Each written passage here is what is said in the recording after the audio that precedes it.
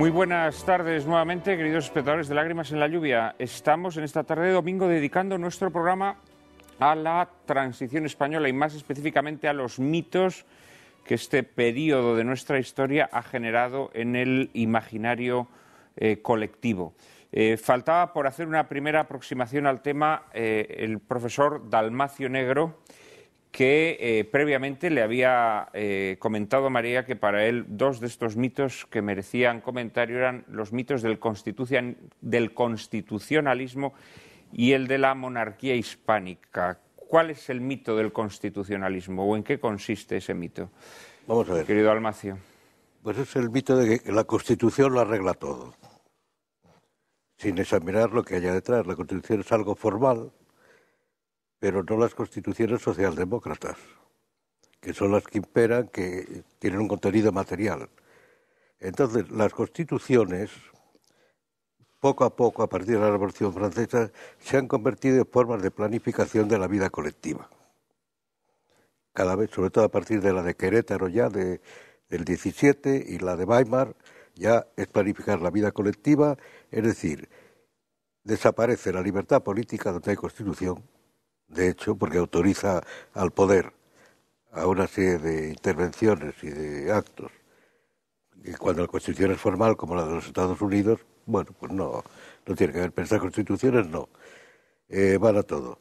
Entonces, eso es uno de los grandes mitos de que la Constitución, que ese mito yo creo que viene de la Revolución Francesa y sobre todo la Constitución de Cádiz lo esparció por todo el mundo.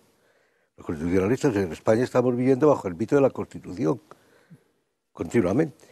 La Constitución tras Constitución, ahora reformar la Constitución que no vale para nada. Los resultados están ahí, vamos, no es que diga yo que no vale para nada, es que ahí están los resultados, etcétera, etcétera. Es uno de los grandes mitos. El mito del constitucionalismo es un mito moderno, nacido de la Revolución Francesa. Antes se hablaba de constitución en otro sentido, antes había leyes fundamentales, etcétera, etcétera. Pero no había constitución. Eso nace con la revolución. Es un producto del, eso es meternos ya en más honduras, del naturalismo racionalista. La Constitución. Que es algo que es un naturalismo además ingenuo. El naturalismo racionalista, que es el que lleva al positivismo, etcétera, etcétera. El otro naturalismo, el naturalismo, digamos, tradicional, clásico, se podrá discutir o no discutir, pero toca realidad. Ahí algo tiene fundamento y pero el constitucionalismo racionalista no tiene fundamento en nada. Es de lo más ingenuo que hay. Lo único que resuelve las cosas del constitucionalismo es la voluntad de poder, que es lo que garantiza el mito de la Constitución. Y sobre el procedimiento por el que fue elaborada la Constitución, ¿crees que es ortodoxo? ¿Crees que de alguna manera fue un apaño? A mí todo lo de la transición me parece intelectualmente una chapuza. Sin entrar ya en si hay buena mala fe, si hay manipulación. Es una chapuza intelectualmente. Todo eso que se cuenta. Luego tienen que venir mitos que envuelvan todo lo demás. La misma transición se hace de ello un mito, para encubrir las chapuzas. Las chapuzas ha mencionado algo Miguel, ha mencionado algo también Gabriel, etcétera. Es una chapuza todo lo que hay, fuerzas manipulando detrás, que no saben dónde van. Y lo que ha conducido es implantar un sistema que, eso lo ha dicho, está descrito en un libro muy bueno de un amigo mío, que es un sistema de desgobierno. El sistema del gobierno que aguanta, que favorece y que llega a las consecuencias de hoy. Hay un tema que se elude también en el constitucionalismo, que se cree una panacea, que es la ley de hierro de las oligarquías, que no se tiene en cuenta. Todo gobierno es por definición oligárquico, guste o no guste. La democracia es lo único que lo puede contener, la oligarquía. Pero todo gobierno, esa es la forma trascendental del gobierno, siempre. Porque siempre hay algo oligárquico detrás. Entonces ahí es el juego de oligarquías, en la transición, o futuras oligarquías, algunas de ellas fabricadas, como los socialistas, que eso fue fabricado completamente, respondiendo al mito, yo creo que es un mito de los monárquicos, que le han hecho un daño tremendo a la monarquía, de que la monarquía, para sentarse, tiene que gobernar con la izquierda, es decir, con el socialismo. Y yo creo que eso es lo que le ha hecho más daño a la instauración monárquica. Querido Miguel, pedías la palabra. Sí, por ir añadiendo alguna cosita más. Yo estoy muy de acuerdo con todo lo que se ha dicho aquí. Con Antonio he tenido ocasión de discutir, de comentar esto en muchas ocasiones, de tal manera que siempre es una satisfacción volver a oír hechos que ha vivido, de tal manera que tienen una autoridad superior a la que podemos contar los que hemos intentado penetrar estos fenómenos a golpe de heterodoxia intelectual y de intuición, efectivamente. En su caso, viene avalado por la biografía. Yo quería hacer un comentario sobre todo de las dos cosas, una de las que ha dicho Gabriel Albiac y otra de la que acaba de decir Dalmacio Negro.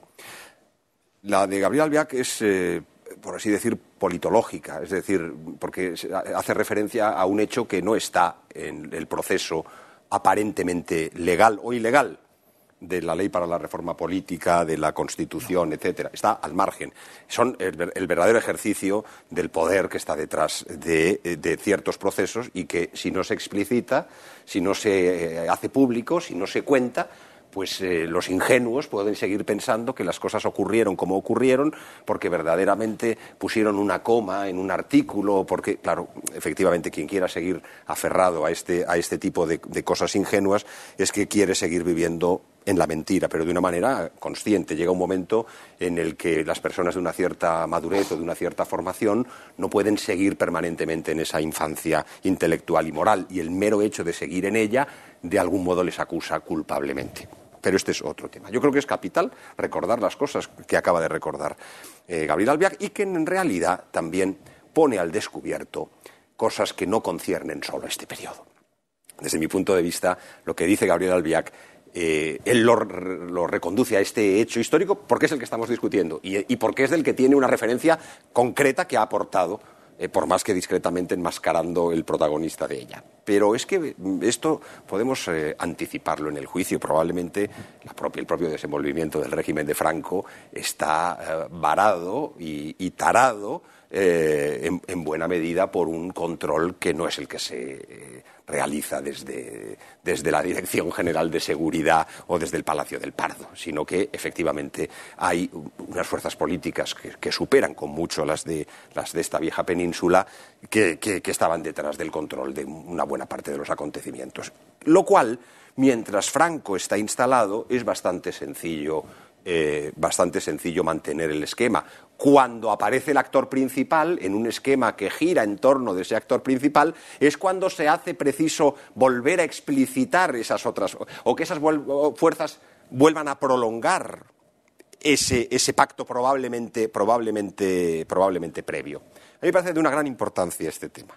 Yo no quiero subrayar más porque no tengo ningún dato esencial, simplemente una intuición de que esto no solamente es así en este momento, sino de que probablemente lo podemos referir con anterioridad. Yo me atrevería a decir que no solo fuerzas políticas, porque también hay fuerzas, la fuerza de la plutocracia. Bueno, si posiblemente esa es la verdadera fuerza, claro, porque las fuerzas políticas son fuerzas, son súcubas de la fuerza de la plutocracia. Yo pienso que la legislación franquista, la legislación laboral y mercantil franquista seguía siendo, aunque maltrecho, un freno al afán inmoderado de acumulación de riquezas. Pero fíjate en la Ley General de Educación del 70, que es una ley hecha por la UNESCO. Es decir, es que estamos anticipándonos a fenómenos que no tienen una correspondencia perfecta con lo que ha ocurrido después. Por eso aquella frase de la propaganda franquista, después de Franco, ¿qué? Las instituciones. Era una broma. Eso era una broma. Primero, porque no había instituciones. Hernández Miranda. Y segundo, porque aunque hubiera habido instituciones, hubiese sido muy difícil que hubiesen podido pilotar nada una vez que tenemos detrás esa sombra amenazante, otros dirán que protectora, que había detrás. Pero bueno, de momento me contento con esto para no hablar demasiado. Y sobre lo que había dicho Dalmacio, que querías observar. Sí, quería hacer una observación de que, a mi juicio, porque tú le has preguntado, Dalmacio se ha remontado a unas grandes alturas para responder a tu pregunta, pero tu pregunta era más tierra a tierra, es decir, era una pregunta sobre el modo como se hizo la Constitución, si de ahí derivaban algunos de los defectos que posteriormente se habían preguntado claramente evidenciado. El mito, y ha contestado bien. Sí. Vamos a dejar a Miguel explicarse y ahora te doy la palabra a ti, Antonio. Bueno, entonces lo que yo quería decir es que desde ese punto de vista en el proceso histórico que estamos examinando, casi más importante que la Constitución, la pieza central de la mentira, la pieza central que instrumenta todo el proceso, y que de la Constitución es una anilla, que se puede decir que luego tiene una importancia extraordinaria porque se independiza, pero la que está en el origen es la ley para la reforma política. Ese es el momento en el que verdaderamente se están tomando las grandes decisiones. Las grandes decisiones de calado político se están tomando en el momento en el que se decide presentar una reforma con la intención de hacer una medio ruptura. Insisto en lo de medio porque como es mentiroso, como es mendaz, no puede serlo nunca verdadera. Verdadera es la que es abierta, como proponía Antonio García Trevijano, en la que se abre un proceso constituyente y finalmente se le dice a Juan Carlos, como en el 69 se hizo con Amadeo de Saboya, usted venga aquí, póngase de rodillas, jura esto, pues pasa a ser rey. No, pero es que lo que pasó en nuestro caso fue lo contrario. Es que Juan Carlos sancionó una constitución. Pero sancionar quiere decir tener poderes anteriores. Claro. ¿En virtud de dónde derivaban esos poderes? Es decir, la clave, desde mi punto de vista, es la ley para la reforma política, y ahí es donde se hace la gran trampa, que se parece a la revolución legal alemana. En los medios, en la metodología, es el caso más cercano a la ley de habilitación del año 33 y a la gran paradoja de Carl Schmitt. Carl Schmitt, que había criticado la existencia de límites inmanentes de la reforma de Weimar, había dicho que eso era el suicidio de una constitución, en cambio se apresta pocos años después a decir que lo que hay que hacer es la ley de habilitación del 33. Claro. Querido Antonio. Quiero dar testimonio de la verdad que antes dijo Albiach sobre que fue el final de la Guerra Fría, que ellos no lo sabían, pero yo sí, porque estaba en Europa continuamente, estaba informado, sabía que la Guerra Fría ya eran las postrimerías, que no tenía vigor creativo, lo sabía. Y el que fue luego ministro de Asuntos Exteriores con Mitterrand, Claude Cheysson, que fue el que me proporcionó todo el escenario de mi discurso en Estrasburgo delante del Parlamento, en nombre de España, de la oposición y de la libertad. Ese mismo me avisó en el mes de marzo-abril del 76, lo que tú acabas de decir. Cheysson me dijo: Antonio, lo siento mucho, has perdido la batalla por la ruptura democrática, que fue lo que yo expuse en Estrasburgo, con el apoyo unánime de todo el Parlamento de Estrasburgo. Pues después me avisó: has perdido la batalla, porque ha venido Kissinger a Europa, ha tenido unas entrevistas en Alemania y en España, en Alemania con Helmut Schmidt y con el que fue el canciller. Helmut Schmidt. No, Helmut Schmidt, el jefe, el principal Brandt. Claro. Brandt. No, Brandt, que era amigo de Felipe. Bueno, sí.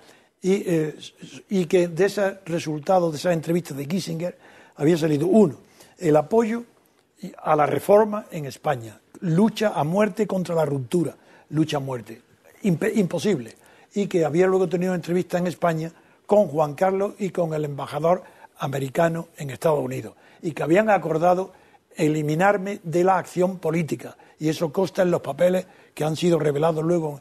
Ahora ya por el paso del tiempo aparece mi nombre en esa situación, pero que yo ya lo sabía en la época, y yo quise morir con las botas puestas. Es decir, yo sabía que ya la ruptura democrática era imposible, porque estaba avisado, sabía que a mí quien me vencía no era en España nadie, ni el franquismo ni ningún partido, ni Felipe González tampoco. Quien me venció fue Estados Unidos por su batalla anticomunista, creyendo que yo estaba favoreciendo lo que había pasado en Portugal con el almirante Coutinho, que lo que había empezado por una ruptura, que la primavera, los fusiles, la ruptura del régimen salazarista, porque era del origen de Portugal, que en España yo, de manera inconsciente, o sabe Dios si tendría conocimiento de lo que hacía, pero yo más bien atribuía a que inconscientemente estaba jugando con fuego, a dar tanto juego al Partido Comunista, y que tenían que impedirlo. Eso he querido ratificar las palabras de Gabriel, con hechos históricos vividos por mí y confirmables en documentos históricos. Y en cuanto a la intervención de Dalmacio, también quiero apoyar su tesis de la oligarquía. Y la prueba de que sus palabras son correctas desde el punto de vista científico de análisis de la política es que el mito clave Primero, porque en España hay dos mitos que se suceden uno a otro. Y cuando un mito es falso, provoca enseguida el nacimiento de otro que lo refuerce. El primero fue el consenso. Y el consenso es el mito fundador y fundante de las oligarquías. Una oligarquía no existe sin consenso, porque si no se destruyen. Y ese fue el mito que se puso en marcha antes del 23 de febrero. El consenso funcionó, los pactos de la Moncloa, como si eso fuese algo, los pactos, si eso fuera ridículo, eso no era nada, pero fue el mito. Porque además, Antonio, el consenso es un mito paradigmático de ancien régime, no es en absoluto un mito de modernidad. Te digo que es el ancien régime, claro, pero es que es el mito de la oligarquía. Y el ejemplo típico es Polonia. Cuando Zamoyski, el caudillo militar de la dinastía letonia, que no llegó a reinar, dijo que no quería reinar, que el Papa le ofrece, Esteban III le ofrece el trono, y dice no, porque yo quiero gobernar y no reinar. Esa frase es de Polonia, no viene de Thiers ni de los ingleses, viene de origen polaco. Bueno, pues esa es la oligarquía que se tiene por perfecta. Y era el consenso el que sostuvo la monarquía polaca, la más ilustre y ilustrada de su tiempo, del siglo XVI, donde los Copérnicos y de la Varsovia, de Cracovia, donde estaba lo más avanzado de la cultura europea. Y con eso refuerzo tu argumentación con datos que he vivido también, porque yo sabía que el consenso tendía a eliminarme de la política, como consiguieron mediante la difamación. No, yo quería más que eso. Y luego, ya retomando el tema que nos ha convocado del mito, sí que me gustaría ahondar más en el concepto del mito. Que el mito no es necesariamente falso. No. El mito tiene que tener una parte de realidad. No hay ningún mito radicalmente falso. Tiene que tener una parte de realidad. Y la función fundamental del mito, la función que tú has pronunciado la palabra, esa viene de la escuela de Marburgo y concreto de Ernesto Cassirer, seguidor, claro, de la escuela de Hermann Cohen, pero son neocantianos. Hermann Cohen ya marcó una pequeña distancia con Kant, pero sin abandonarlo el idealismo. Y Cassirer también es idealista, por eso no es no es sustancialista ni fundamentalista, cosa que sí lo es Levi Strauss cuando analiza el mito en los pueblos primitivos. Y hay una distinción muy neta entre Cassirer y Strauss. Cassirer explica el mito nuestro, que el mito nuestro es que tiene 3 dimensiones, según Cassirer, y además yo la participo. La primera es la simbólica. Así, para Cassirer, lo saben muy bien todos los que habéis estudiado el tema del Estado, pues el homo symbolicus es la denominación que da Cassirer, de una manera contradictoria, como luego diré, a la necesidad de vivir con mitos. Segundo, y eso crea un lenguaje, porque para Cassirer el mito es un lenguaje, es una manera de entender el mundo, que hay 3 maneras para él. La mitológica, el mito que da paso al conocimiento simbólico, entre los cuales está el Estado. El Estado entra dentro del simbolismo, de la esfera del conocimiento, que Cassirer considera simbólica, está el Estado. El segundo es el conocimiento, el lenguaje vulgar, no el mítico, sino el lugar, que da lugar a la intuición. Y en tercer lugar está la forma científica, que da lugar a lo que él llama al lenguaje expresivo, de una manera contradictoria. Yo digo, la contradicción está en que él considera que el hombre symbolicus, cuando él mismo distingue 3, y en los 2 últimos, que son los más veraces, no entra lo simbólico. En fin, quería añadir esto para decir que la transición española no ha llegado a esas categorías. Ha sido una mentira, una mentira tan burda, tan vulgar, que es incomprensible. El mito no hace comprender por qué los catedráticos, los periodistas, los medios de comunicación han aceptado las puras mentiras de la transición como si fueran mitos. Si fueran mitos, yo mismo hubiera respetado. Antonio, pero por centrar, ya que has mencionado una cuestión que en este programa has mencionado muchas veces, pero que quizá nunca se ha explicado suficientemente y a la gente le provoca cierto desconcierto. Cuando se dice la palabra consenso, sí, la gente tiende a pensar que consenso es algo positivo, es decir, que la gente se entienda, que la gente pueda reconciliarse, encontrar puntos en común. Esto la gente lo considera positivo. ¿A qué llamamos exactamente consenso para que la gente entienda por qué lo consideras algo tan nefasto? Simplemente porque soy uno estudioso, simplemente porque no hablo más que de aquello de lo que sé, y lo que ignoro no hablo. Y sé lo que es el consenso porque lo estudié en la historia. Una cosa, en primer lugar, el consenso político comienza como fenómeno religioso, para resolver el problema de la conversión del paganismo al cristianismo. Es decir, en la época final del Imperio Romano, o antes del final, ese es un problema religioso. Y segundo, Mahoma, a su muerte, tiene que haber un consenso porque si no se destrozan unos a otros. Pero eso no es la función del... Luego el consenso social es respetable y positivo. Y eso todo el mundo hablaba del consenso social, todos los grandes tratadistas, entre ellos el apellido latino Moreno, que es uno de los grandes tratadistas del consenso social.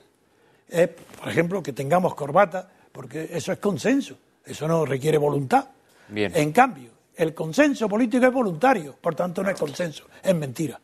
Por eso está la señora Thatcher, Inglaterra, no ella está en contra del consenso, es que toma un diccionario inglés político y la voz consenso ni aparece, porque si lo buscan más a fondo, en otros profundos dirá consenso, sí, el modo primitivo de los pueblos primitivos de resolver por unanimidad las cuestiones políticas. Eso es el consenso. El consenso es donde no hay libertad, cuando no hay mayoría. El consenso es incompatible con la democracia. La democracia se define por la decisión entre mayoría y minoría. Si hay consenso es que no hay mayoría ni minoría, por tanto no hay democracia. Por eso estoy en contra del consenso, como que es el mito que ha perturbado y destruido todo lo que ha sucedido en España desde la muerte de Franco, el consenso. Un pequeñísimo matiz sobre Gabriel, lo que acaba de decir don Antonio, que yo pienso que es incuestionable. Consenso no es más que una bifurcación léxica de consentimiento. El consenso es el consentimiento, que es una categoría por excelencia propia del Ancien Régime, frente a la cual lo que caracteriza a las sociedades modernas y aquello de lo cual nace la democracia es del conflicto y la desconfianza, es decir, exactamente lo contrario al consenso. Lo que define la posición del ciudadano respecto del Estado en una sociedad moderna y democrática es la desconfianza permanente respecto del Estado y la posición conflictiva respecto del Estado. Por eso, naturalmente, es necesaria la división de poderes. La división de poderes no es una cosa ingeniosa que se le haya ocurrido a Montesquieu. Es que, naturalmente, si estamos definiendo una sociedad en la que el ciudadano se define por su permanente conflicto insoluble con el Estado, es decir, por su no consenso con el Estado, es necesario que exista un elemento de poder que, como dice Montesquieu, par la force des choses, le pouvoir, arrête le pouvoir. Exactamente, se contraponga. Si retornamos a una categoría de consenso, lo que estamos haciendo es precisamente ceder la condición ciudadana. El ciudadano, aquel que sabe que está frente al Estado, de algún modo en permanente guerra latente con él, y que la libertad consiste en el mantenimiento del equilibrio de ese conflicto, el ciudadano no puede nunca consentir al Estado. Miguel, probablemente te tenga que cortar, pero seguimos con el siguiente bloque. Creo que voy a ser muy breve, porque yo pensaba decir algunas de las cosas, empezando por las lingüísticas que ha dicho Gabriel Albiac, para completar lo que decía Antonio García Trevijano, pero para no repetir, ya voy a intentar añadir algo más, un poco por contraste, que es lo siguiente. Precisamente porque el consenso solo tiene sentido, el consenso político, en los términos que ha dicho García Trevijano, solamente tiene sentido en el seno del mundo político moderno, es decir, en el que se encuentra el individuo frente al Estado. Acudir al consenso político es sacralizar a las oligarquías. ¿Oligarquía? Es sacralizar a las oligarquías. Distinto es en un universo como el del Ancien Régime, en el que la cierta unidad moral comunitaria de base es un hecho positivo. Claro. Es un hecho positivo, que permite además el ejercicio del poder en términos templados. Es decir, es que todo esto que estamos diciendo, en términos radicalmente críticos, lo es precisamente porque estamos hablando en el seno del pensamiento político moderno. Claro. Es que hay... Claro, luego el consenso, a medida que han ido pasando los años, se ha ido haciendo expansivo. Es decir, de alguna manera la democracia española, o la llamada democracia española, ha ido funcionando mediante la atracción de aquellos que habían sido desterrados al consenso, ¿no? Primero en el consenso entran los partidos políticos que se constituyen en ese momento, pero es que ahora ya en el consenso ya también está ETA. Quiero decir, absolutamente. Claro. Ahora ya dentro del consenso, o sea, si ETA renuncia... no puede no estar. No puede no estar. Claro, es que al final el consenso de lo que se trata es de... Eso es algo monstruoso, ¿no? Monstruoso, claro. Pero cuyos efectos están viendo. Vamos a hacer una pequeñísima pausa, querido Dalmacio, e inmediatamente después, a la vuelta de la publicidad, te doy la palabra. No nos abandonen, por favor. En un minuto estamos nuevamente con ustedes.